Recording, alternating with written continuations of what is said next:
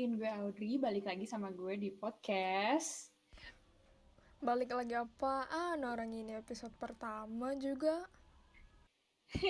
Iya ya bener juga ya. Yaudah deh, pokoknya kenalin nama gue Audrey dan selamat datang di podcast Bisik-Bisik, Bincang-Bincang Asik.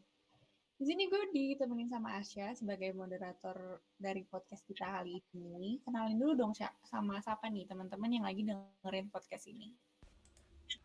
Halo teman-teman semua, gue Asya. Tepatnya Shalomita Vergima Kodompis, tapi panggil aja Asya ya. Oke, gue yang bakal nemenin Audrey jadi moderator juga di podcast kali ini. Oh ya, special shout out juga buat teman-teman dari kelas Polinter C dan Mas Nara yang jadi alasan utama kenapa kita bikin podcast ini. Semoga kalian terhibur. Kayaknya sih nggak bakal terhibur ya, tapi semoga teredukasi, semoga kita nggak blunder juga infonya yang kita kasih kalian ya guys. Nah, di podcast ini kita bakal bahas soal cooperation and institution. Dan sebagai sebuah contoh khusus yang anget-anget nih, kita udah pilih bahasan yang dijamin mahasiswa-mahasiswi HI udah para familiar nih pasti semuanya. Nah, apa ya kira-kira informasi tersebut? Apalagi sih kalau bukan tentang COVID Vaccine Initiative and WHO. Karena topik ini tuh kan lagi hangat-hangat banget nih ya dari kemarin-kemarin sampai bahkan detik ini gitu. Kayaknya hal ini tuh bakal jadi menarik banget kalau kita bahas lebih dalam. Dan tentunya karena kita ini masih dalam proses distribusi vaksin ya guys. Jadi pasti harus up to date gitu sama berita-berita seputar vaksin. Biar nanti tuh pas dapet tuh nggak cuman udah gitu aja, tapi kita tuh tahu gitu itu vaksin tuh gimana ceritanya dari mana gitu.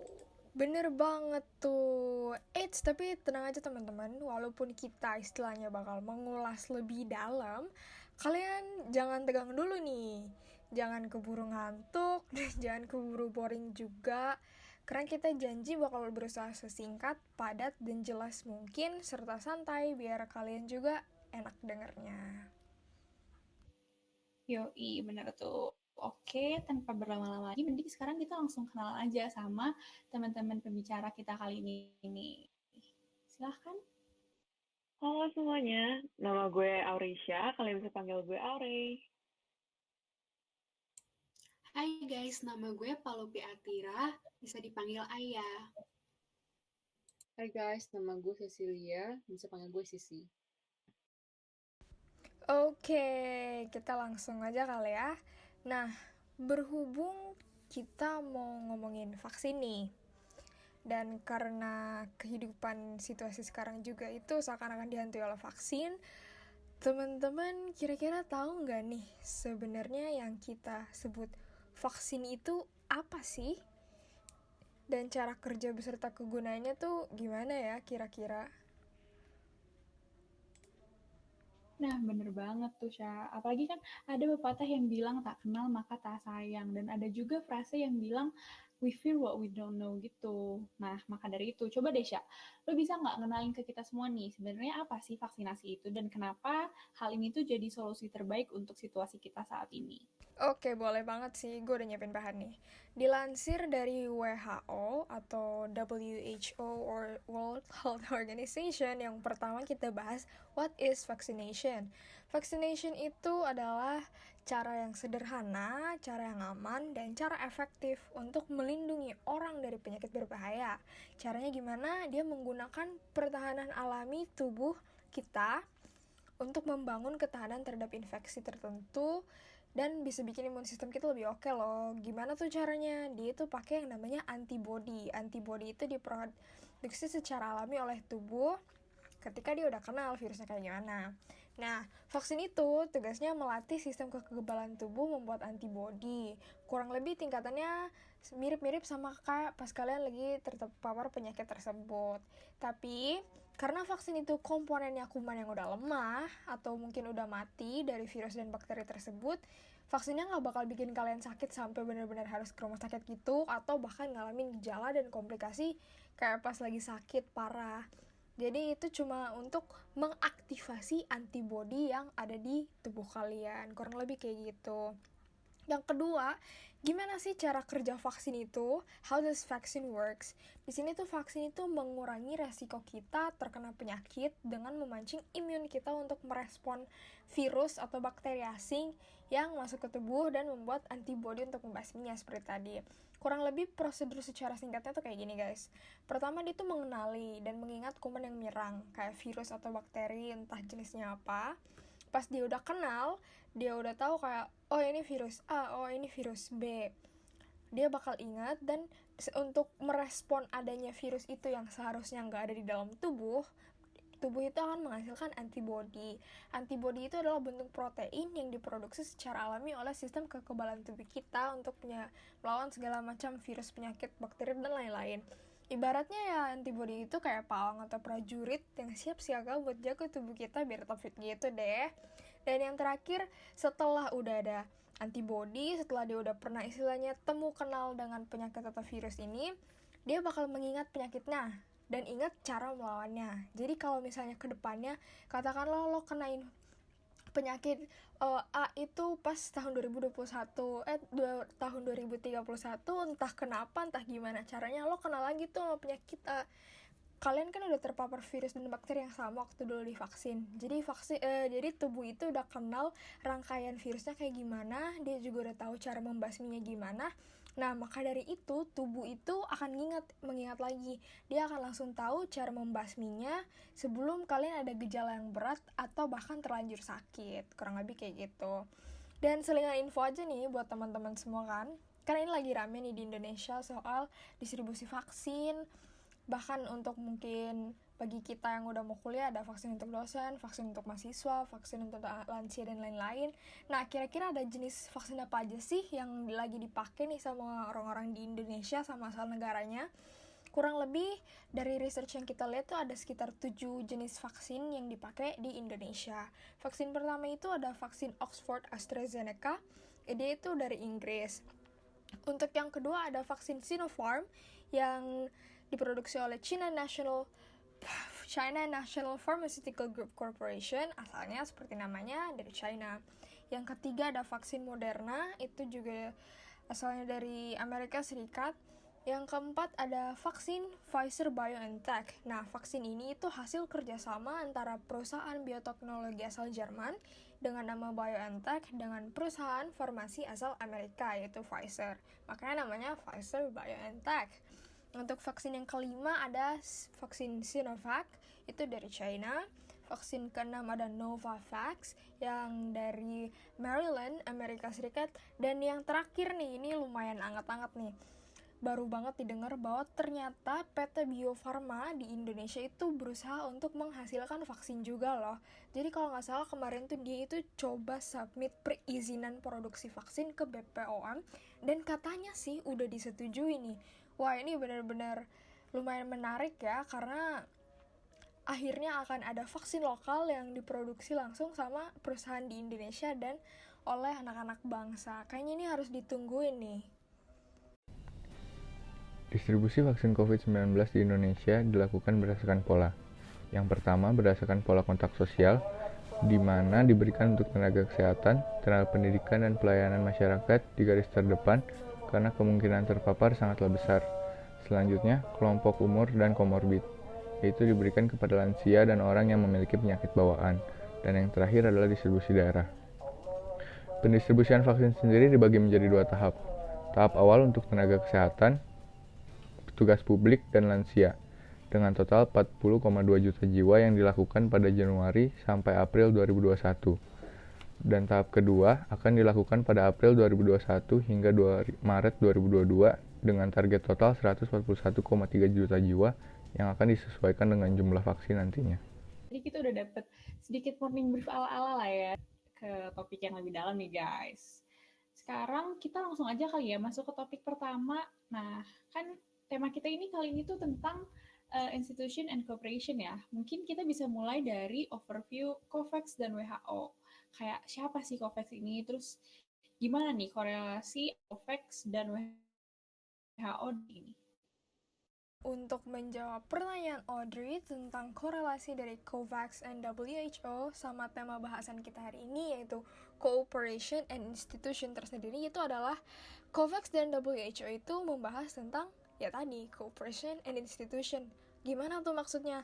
Nah, vaksin inisiatif dari COVAX ini tersendiri itu kan berupa bentuk dari kooperasi antar negara atau antar lembaga atau mungkin beberapa sektor entah swasta atau kepemerintahan, dan wadah yang institusinya itu adalah WHO. Dengan demikian, korelasi dari COVAX dan WHO ini mendukung langsung tema pembahasan kita hari ini, yaitu Cooperation and Institution, di mana kita membahas adanya kerjasama, baik political interest dan lain-lain, beserta ada juga institusi yang dibilang bisa menjadi penengah atau mungkin yang mewadahi.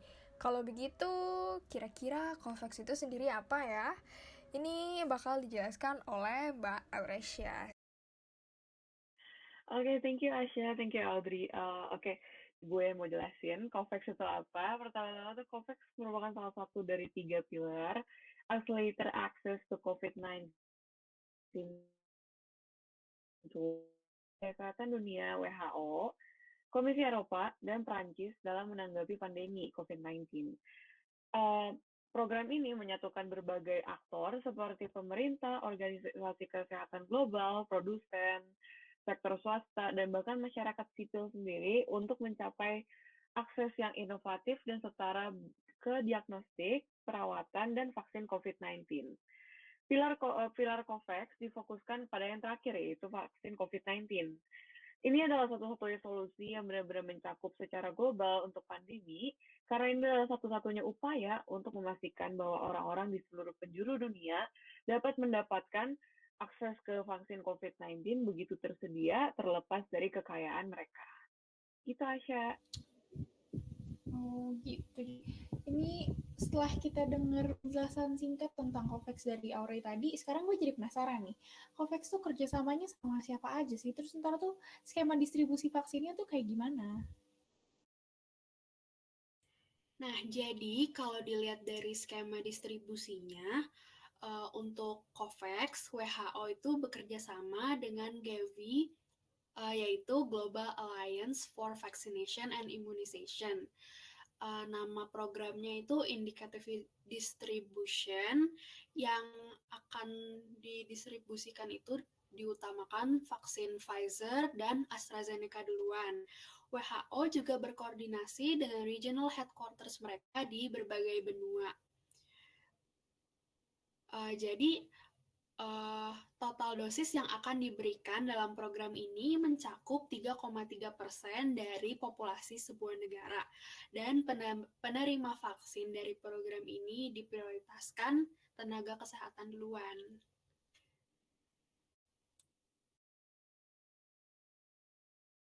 Oke, sesuai dengan dampak, biasa kan dampak ada namanya positif dan negatif. Sekarang kita ambil dari dampak positifnya dulu ya. Sebagai isu kolektif yang sedang dihadapi oleh negara-negara di dunia, tentu saja kooperasi internasional itu dibutuhkan untuk memulihkan masyarakat global dari pandemi COVID-19. Kita bisa ambil contoh dari negara kita sendiri nih, biar mempermudah skop pembahasan kita, karena kan negara kita, gitu. Jadi lebih gampang. Misalnya dari contoh negara Indonesia yang dibantu oleh China dalam pendirian pusat produksi vaksin dan bantuan vaksin Sinovac dari China dalam rangka membantu perjuangan melawan COVID di Indonesia. Hal ini dikarenakan adanya common problems yang sama-sama harus di-tackle bersama dari kedua negara tersebut, dan juga common problems yang benar-benar dihadapi oleh seluruh negara di dunia.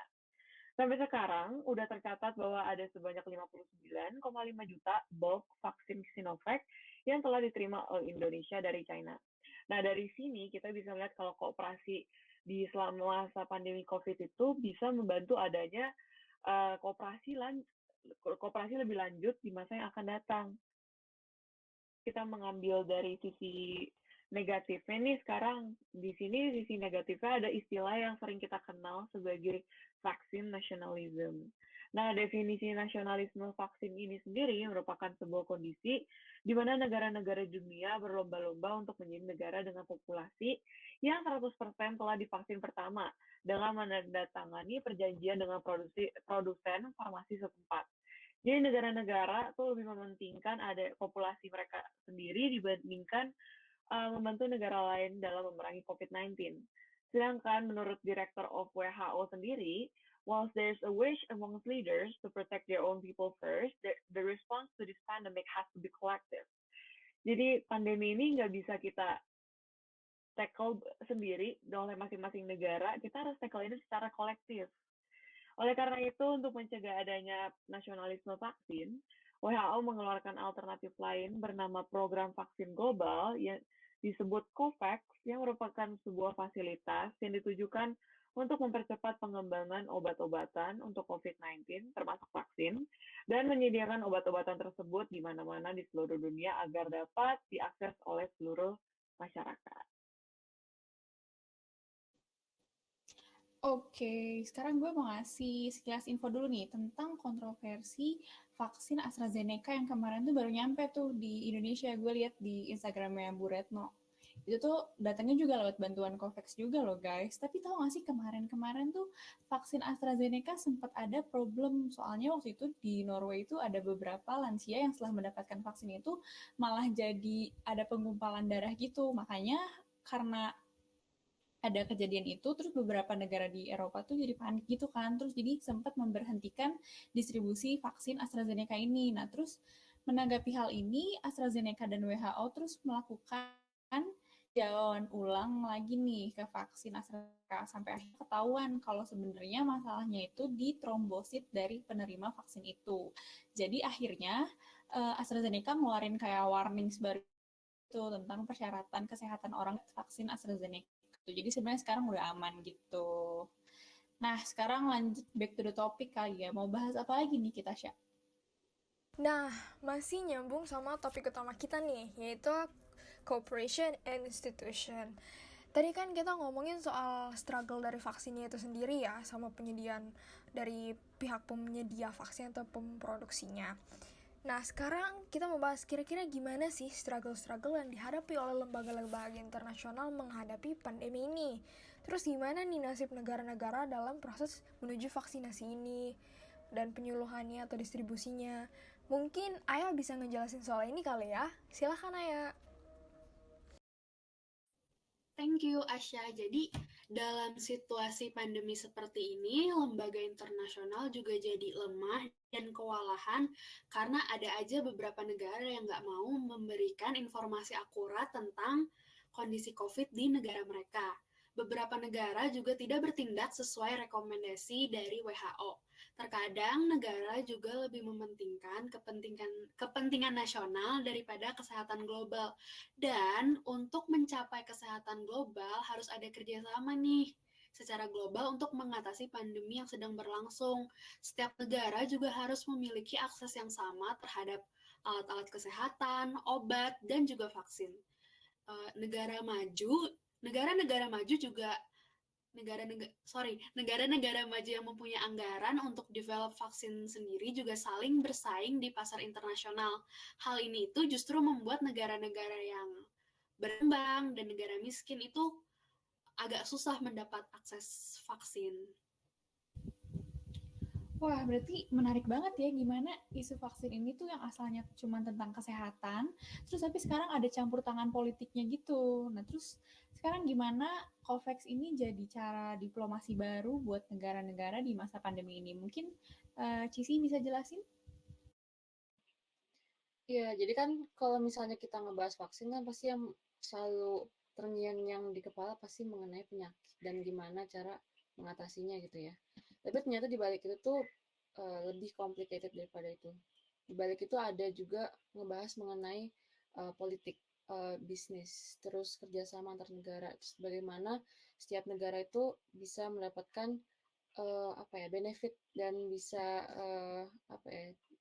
keuntungan gitu ya benefitnya.